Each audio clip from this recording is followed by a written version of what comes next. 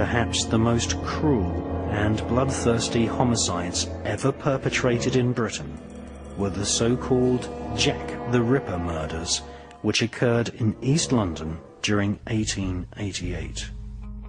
This was more than just murder. The so-called Jack the Ripper murders were ritual bloodbaths. The victims were slaughtered according to the oaths of loyalty sworn by members of the Masonic religion. Now, for the first time on film, we can reveal the truth about Jack the Ripper. Diaries written by Inspector Aberline of Scotland Yard at the time of the Ripper murders have been held in safekeeping by Joseph Sickert, whose father was an artist who gave art lessons to Prince Albert Victor, the heir to the throne of the British Empire in the 19th century. Prince Albert Victor was known as Prince Eddie. He was the son of Queen Alexandra and the grandson of Queen Victoria. During the last 120 years, royal spin doctors have led the public to believe that Queen Victoria was popular. She was not. Often hissed in public, Queen Victoria was a German, and so was her husband. They were great supporters and patrons of World International Freemasonry. Queen Victoria's son became King Edward VII. He was King of the United Kingdom of Great Britain and Ireland, King of the Commonwealth realms, and the Emperor of India.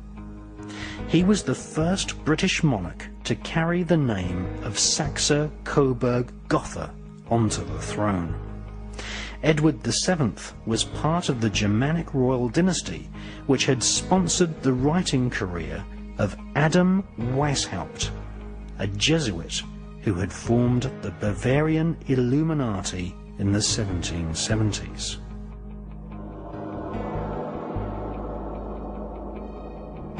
The Bavarian Illuminati infiltrated the upper echelons of Freemasonry, preaching a secret doctrine of a new world order, a global superstate where compassion and democracy would have no place.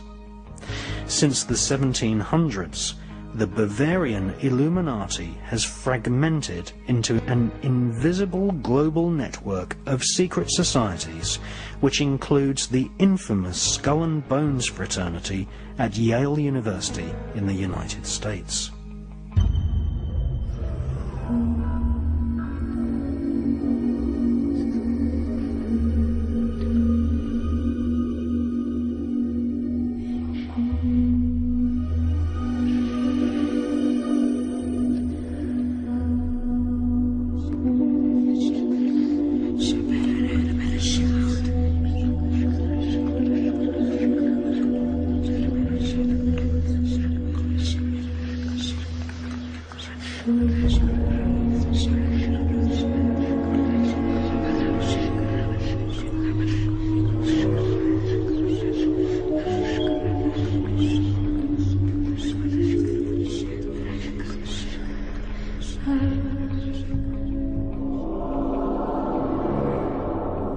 Adam Weishaupt's doctrine of a new world order was laid out in 3 books which he wrote in the later years of his life.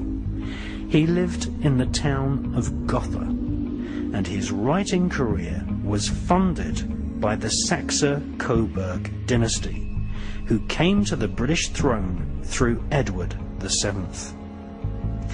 Edward VII was installed as Grand Master of British Freemasonry in 1875.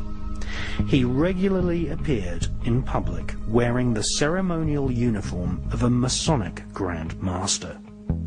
Like his Saxe-Coburg grandparents, King Edward VII was one of the biggest financial contributors to the Illuminati version of Freemasonry. He was crowned in 1901.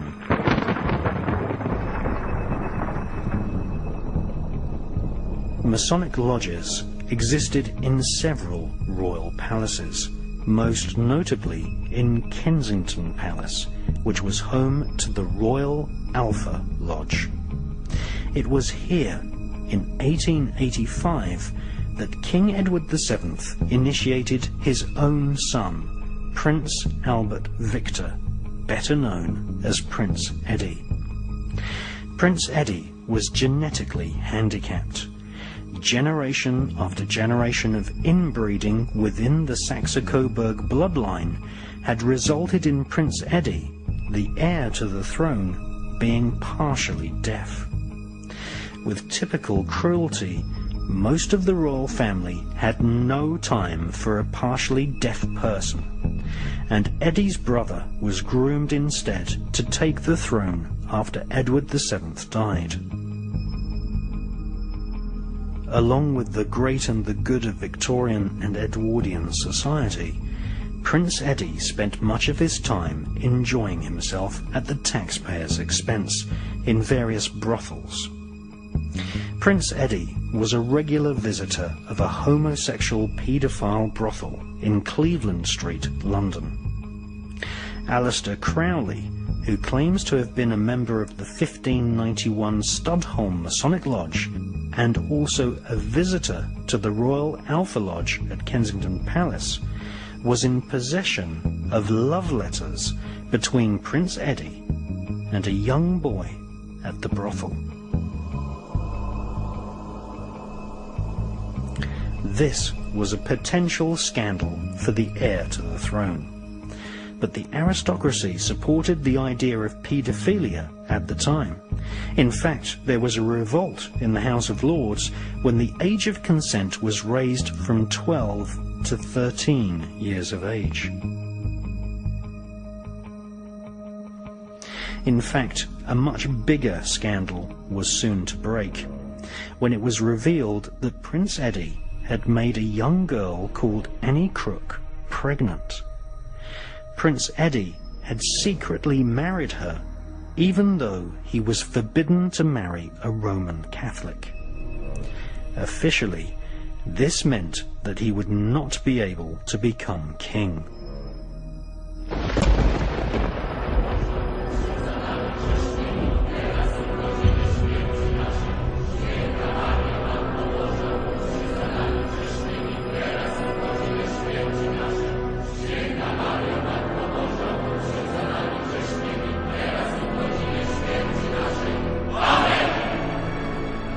In 1884, the Pope had condemned the satanic nature of Freemasonry, and the royal political elite split into two factions, one Catholic and anti-Masonic, and the other Protestant, fiercely guarding the real power behind the throne, which was World International Freemasonry.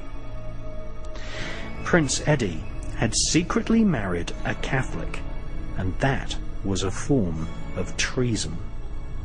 It infuriated powerful Freemasons. Mixed with a potent dash of royal paedophilia and Alistair Crowley's collection of homosexual love letters between the prince and a young boy, the British establishment was facing perhaps the biggest scandal ever to have rocked the monarchy. They decided to do what the monarchy has always done: stage a massive cover-up operation.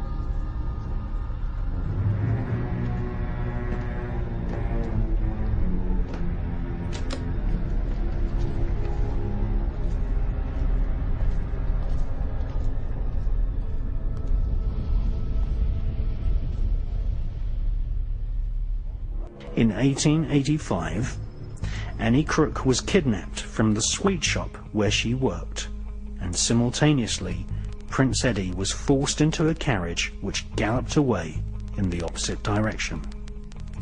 It was the last the young newlywed couple ever saw of each other.